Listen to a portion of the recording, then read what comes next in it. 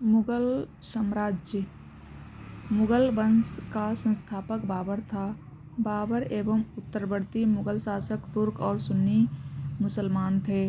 बाबर ने मुगल वंश की स्थापना के साथ ही वध पातशाही की स्थापना की, जिसके तहत शासक को बादशाह कहा जाता है। बाबर 1526 से 1530 ईस्वी तक। बाबर का जन्म 24 फरवरी 1483 ईस्वी को हुआ था। बाबर के पिता उमर शेख मिर्जा फरगाना नामक छोटे राज्य के शासक थे। बाबर फरगाना की गद्दी पर 8 जून 1494 ईस्वी में बैठा। बाबर ने 1607 ईस्वी में बादशाह की उपाधि धारण की, जिसे अब तक किसी तैमूर शासक ने धारण नहीं की थी। बाबर के 4 पुत्र थे: हुमायूं, कामरान, अस्करी और हिंदाल। बाबर ने भारत पर 5 बार आक्रमण किया। बाबर को भारत के विरुद्ध किया गया प्रथम अभियान 1519 ईस्वी में यूसुफजाई जाति के विरुद्ध था। इस अभियान में बाबर ने बाजौर और भेरा को अपने अधिकार में कर लिया। बाबर को भारत पर आक्रमण करने का निमंत्रण पंजाब के शासक दौलत खां लोधी और मेवाड़ के शासक राणा सांगा ने दिया था।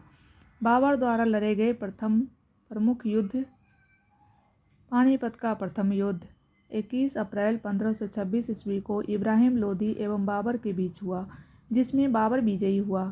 खंडवा का युद्ध 17 मार्च 1527 ईस्वी में राणा सांगा और बाबर के बीच हुआ, जिसमें बाबर विजयी हुआ।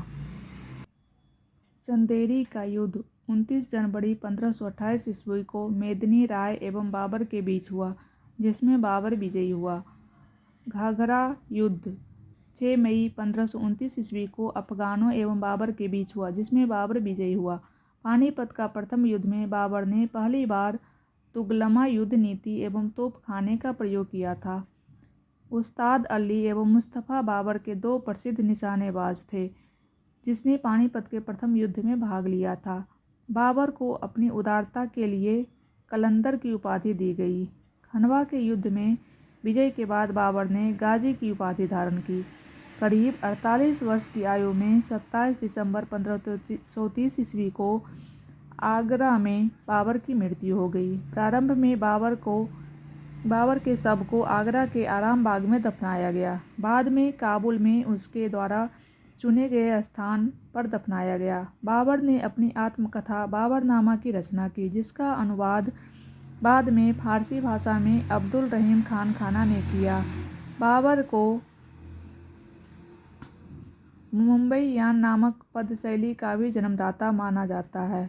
बाबर प्रसिद्ध नक्शबंदी सूफी ख्वाजा उबैदुल्लाह अहरार का अनुयायी था। बाबर का उत्तराधिकारी हुमायूं बना। Thank you.